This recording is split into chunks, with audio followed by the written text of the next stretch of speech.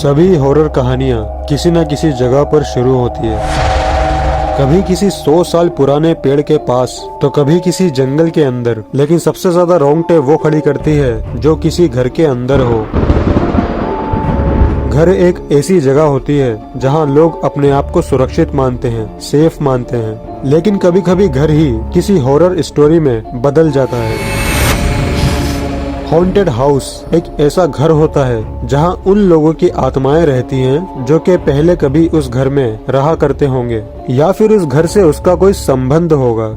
अकाल मृत्यु मतलब सडनली एक्सीडेंट वगैरह से जब किसी की मौत होती है, तब किसी किसी आत्माओं की अंतिम इच्छा बाकी रह जाती है, और इसीलिए हमें घरों के अंदर अजीब अजीब चीजें दिखाई देती हैं।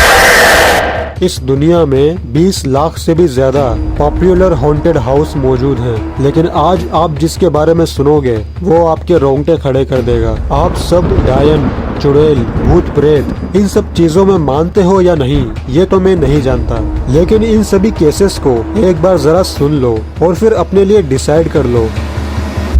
Number 5, Monte Cristo homestead house, Australia. ये पूरे ऑस्ट्रेलिया देश का सबसे हॉन्टेड घर है। इस घर को 1885 में बनाया गया था और तभी से इसमें हॉन्टेड एक्टिविटीज होती आई है। क्रोले परिवार इस घर में रहने वाला सबसे पहला परिवार था और इन्होंने बहुत ही अजीबोगरीब हैपनिंग्स को एक्सपीरियंस किया था। इनके घर में एक नौकरानी काम किया करती थी और एक दिन अचानक वो सीढ़ियों पर से फिसल गई, लेकिन उसका ये कहना था कि वो अपने आप सीढ़ियों पे से नहीं गिरी है, उसको किसी अदृश्य शक्ति ने धक्का दिया था। लेकिन क्रोले फैमिली को उसकी बात पर यकीन नहीं हुआ। इस घटना के ऊपर किसी ने भी इतना ध्यान नहीं दिया, लेकिन जब ठीक होने के बाद उसने वापस से काम करना शुरू किया, तभी फिर से वो सीढ़ी की उसी जगह पर से वापस से गिर गई। लेकिन इस बार उस नौकरानी ने पूरे दावे के साथ कहा कि उसे किसी ने धक्का दिया है। उसके बाद जब वो नॉर्मल होकर वापस से काम करने आई तो एक बार फिर से वो सीढ़ी पर से गिर गई, लेकिन इस बार वो इतनी जोर से गिरी कि अनफॉर्चुनेटली उसकी वहीं पर मौत हो गई। उस घटना के बाद जब एक दूसरी मेड वहाँ काम करने आई तो बालकनी से गिरकर उसकी भी मौत हो गई। उस मेड का एक बेटा था जिसका नाम था हेरोल्ड। उसका कोई परिवार नहीं था, बस उसके पास उसकी माँ ही थी जो अब इस दुनिया में नहीं थी। तो फिर घर वालों ने इंसानियत के नाते उसके बेटे को अपने पास रख लिया, लेकिन एक एक्सीडेंट के चलते उसकी दिमागी हालत बिगड़ गई और वो मेंटली पागल हो गया। इसलिए उसे घर के पीछे एक छोटे रूम में बांध कर रख दिया गया और घर वालों ने ये तय किया कि अगर कुछ दिनों में ये ट्रीटमेंट से ठीक नहीं हुआ तो फिर वो इसको मेंटल हॉस्पिटल भेज देंगे। वो लड़का हर रात को वुल्फ जैसी आवाजें निकालता था, जिससे आसपास के लोकल लोगों को ये लगता था कि उस घर में किसी मॉन्स्टर को रखा गया है। बाद में ठीक नहीं होने की वजह से उसको एक मेंटल हॉस्पिटल में भेज दिया गया और मेंटल हॉस्पिटल में जाने के कुछ दिनों बाद ही उसकी मौत हो गई।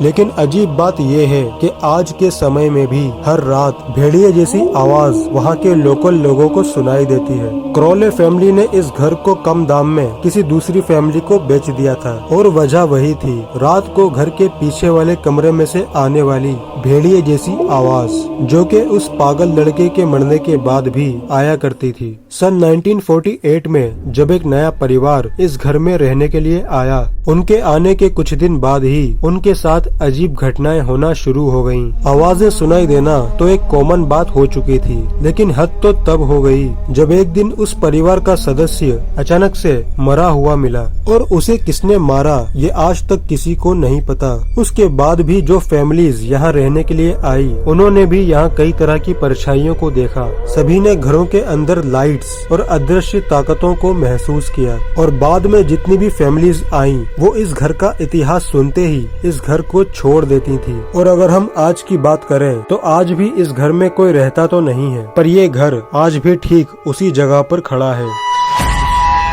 Number 4, the valley house, California. सन 1856 में एक बिजनेसमैन जिनका नाम था थॉमस वैली और उनकी वाइफ एना वैली, उन्होंने अपने लिए एक खूबसूरत सा घर बनवाया। लेकिन उन लोगों को ये नहीं पता था कि जिस जगह पर वो अपना घर बनवा रहे हैं वो जगह पहले एक ग्रेवयार्ड थी, मतलब कि कब्रिस्तान थी।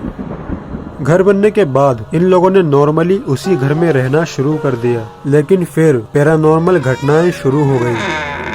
थॉमस की जो सबसे छोटी बेटी थी वो हमेशा ये कहा करती थी कि उसे किसी के चलने की आवाजें सुनाई देती हैं। कुछ दिन के बाद थॉमस के बेटे ने जन्म लिया, लेकिन जब वो सिर्फ 18 महीने का था तब बदकिस्मती से उसकी मौत हो गई। और सन 1885 में वायोलेट वेली, जो उनकी बेटी थी, उसने भी अपने आप को गोली मारकर आत्महत्या कर ली।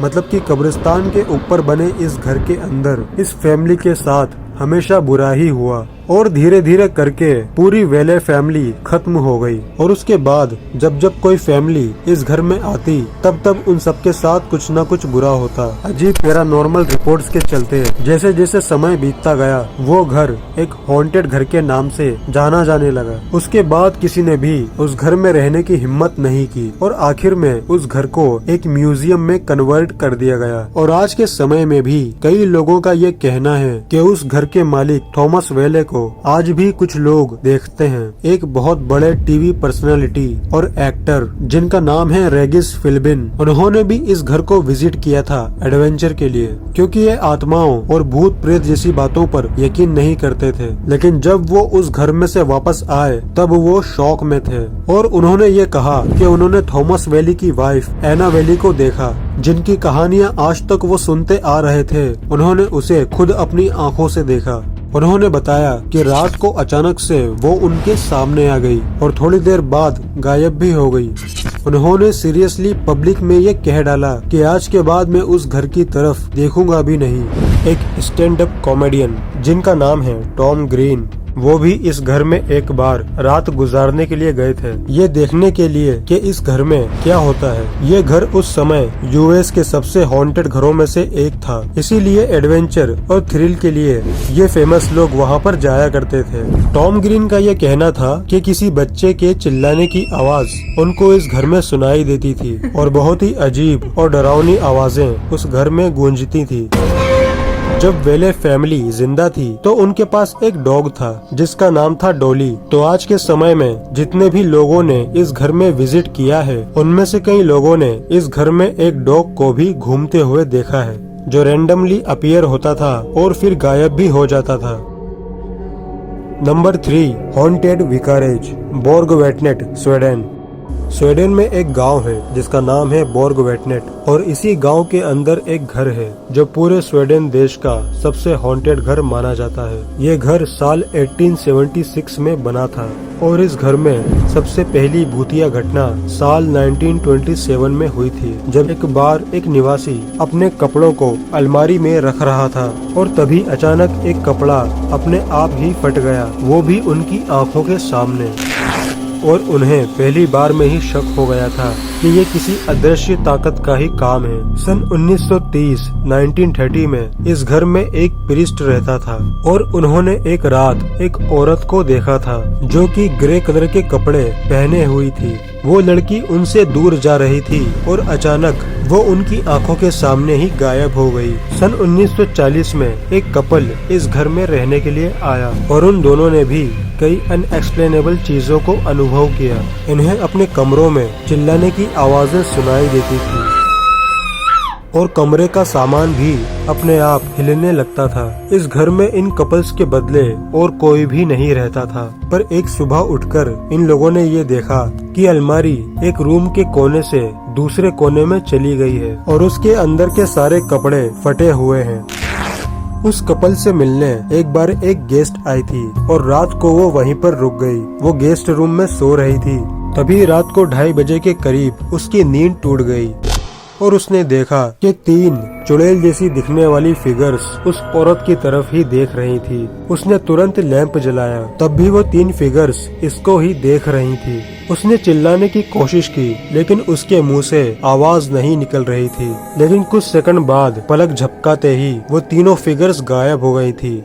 और उसकी आवाज भी पहले की तरह नॉर्मल हो चुकी थी। ऐसी अजीब घटनाएं इस घर में हुआ करती थी। सन 1945 में एक एरिक नाम का व्यक्ति वहाँ पर आया और वो यहाँ पर रहकर ये देखना चाहता था कि इस घर में आखिर क्या है, और वो उसको अपनी डायरी में लिखना चाहता था। और एक दिन उसने ये एक्सपीरियंस किया कि जिस चेयर पर बैठकर वो अपने अनुभव लिख रहा था, उसी चेयर को किसी ने पीछे से ढकेल दिया और वो मुंह के बल नीचे जमीन पर गिर गया। इस घटना के बाद वो तुरंत उस घर से भाग गया और फिर उसने कभी भी उस घर के अंदर जाने का नहीं सोचा। आज के समय में भी इस घर में कोई नहीं रहता, लेकिन ये घर जिसके नाम है उसने इस घर को एक पब्लिक गेस्ट हाउस के रूप में बदल दिया है। हालांकि बहुत कम लोग इस घर में एडवेंचर के लिए एक रात रुकते हैं, पर बाहर से इसे देखने के लिए कई लोग जाते हैं। और जो इस घर में एक रात रुकने की हिम्मत करता है और एक पूरी रात वहाँ पर स्पेंड करता है, उसे एक ओवरनाइट स्टे सर्टिफिकेट दिया जाता है।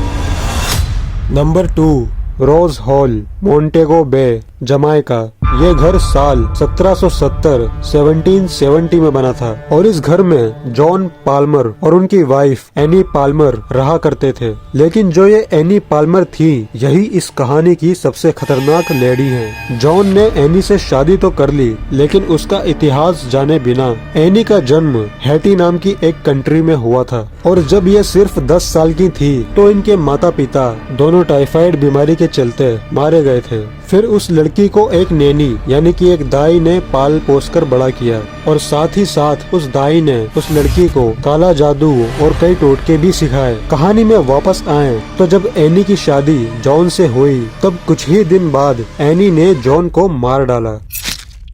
उसके बाद उसने और 3 बार शादी की और तीनों ही पतियों को उसने बेरहमी से मार डाला। और पतियों के साथ साथ जितने भी नौकर उसके घर में काम किया करते थे, उन सब की वो बलि चढ़ा दिया करती थी। पर एक बार एक नौकर के बेटे, जिसके फादर एनी के घर पे काम किया करते थे और जिसे एनी ने मार डाला था, उस नौकर के बेटे ने बदला लेने के लिए एनी को मार डाला। और ये माना जाता है कि आज भी एनी उस घर में भटकती है। वो व्हाइट विच यानी कि डायन के नाम से भी जानी जाती है। और ये भी कहा जाता है कि जितने पतियों को और जितने नौकरों को एनी ने बड़ी बेरहमी से काले जादू से मारा था, वो सब आज भी इस घर को हॉन्ट करते हैं। सन 1965 में इस घर को एक म्यूजियम में बदल दिया गया और आज भी जो स्टाफ इस म्यूजियम में काम करते हैं, वो सब रात के समय पैरानॉर्मल चीजों को रिपोर्ट करते हैं, जैसे कि गेट अपने आप बंद हो जाना और इंसानों की ऐसी चीखें सुनाई देती हैं मानो कि किसी को मारा जा रहा हो। और ये आवाजें रात के समय पूरी बिल्डिंग में गूंजती हैं। Number 1, बॉर्ली रेक्टोरी, England. बॉर्ली रेक्टोरी को इंग्लैंड का सबसे हॉन्टेड हाउस भी माना जाता है। इस घर में आज तक बहुत सारे परिवार रह चुके हैं और सभी परिवारों ने कई रोंगटे खड़े कर देने वाले इंसिडेंट्स को रिपोर्ट किया है। इस घर के अंदर हर फैमिली को हंसते हुए बच्चों की आवाजें, किसी के गाने की आवाज और चिल्लाते हुए लोगों की आवाज सुनाई देती आई है। बहुत सारे विजुअल्स यानी कि आंखों से देखे जाने वाले फिगर्स को भी इन्होंने देखा है और पावरफुल अदृश्य ताकतों को भी इन लोगों ने महसूस किया है। और इनमें सबसे अजीब घटना है मैसेज ऑन द वॉल्स, यानी कि इस घर की दीवारों पर मैसेज लिखा हुआ मिलता है, जैसे कि गो अवे यानी कि चले जाओ, या फिर लीव दिस हाउस यानी कि इस घर को छोड़ दो। ये घर सबसे पहले एक प्रीस्ट का हुआ करता था जो अपनी फैमिली के साथ रहता था, यानी कि ये प्रीस्ट वाली फैमिली इस घर की सबसे पहली रेसिडेंट थी। और इन्होंने ये रिपोर्ट किया कि पैरानॉर्मल घटनाओं की शुरुआत हुई फुट स्टेप से, यानी चलने की आवाजों से। मतलब कि जब ये रात को सो रहे होते थे तभी दूसरे रूम से ऐसी आवाजें आती थी मानो जैसे कोई चल रहा हो या फिर भाग रहा हो। और इनको घर में बहुत सारी नन्स दिखाई देती थी जो कि दिखती थी और फिर गायब हो जाया करती थी।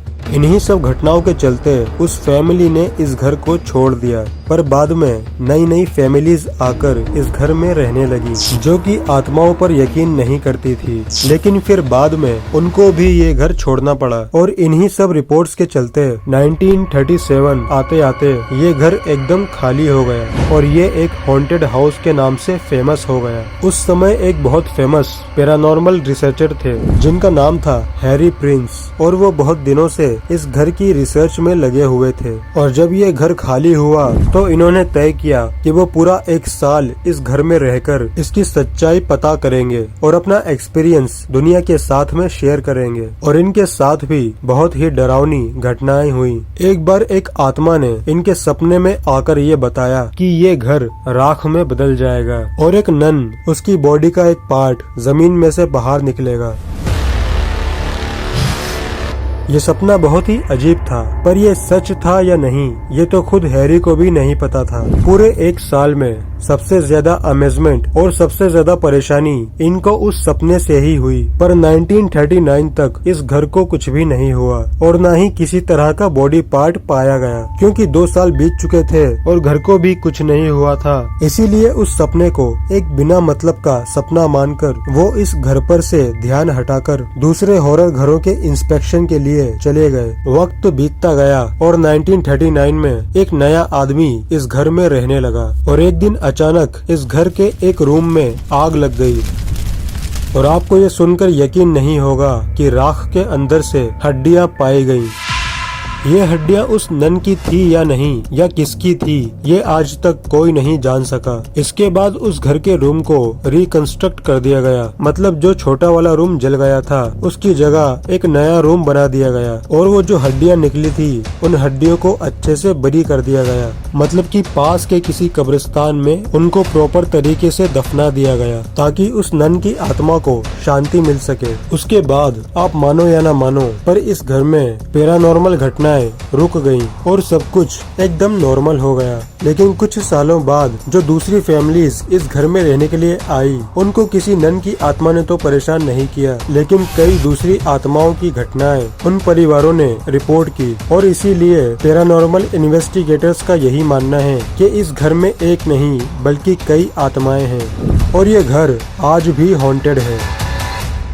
तो अगर साइंस की नजर से इन केसेस को एनालाइज करें तो ये केसेस आज भी अनसॉल्व्ड और अनएक्सप्लेनेबल हैं। इत्तेफाक एक बार होता है, बार बार नहीं। पैरानॉर्मल इन्वेस्टिगेटर्स कई तरह के साइंटिफिक टूल्स यूज करते हैं, जैसे EVP, EMF meter, motion sensor, 3D mapping camera, digital thermometer, thermal camera और भी बहुत कुछ। मतलब ये है science of ghost tools to detect entities. इसीलिए हमें भूत और आत्माओं को नेग्लेक्ट करने के बदले इन्हें एक साइंटिफिक तरीके से समझने की कोशिश करनी चाहिए। टेक्नोलॉजी, साइंस और रोबोट्स की इस दुनिया में आज भी ऐसी कई पैरानॉर्मल चीजें हैं जो कि विज्ञान के परे है।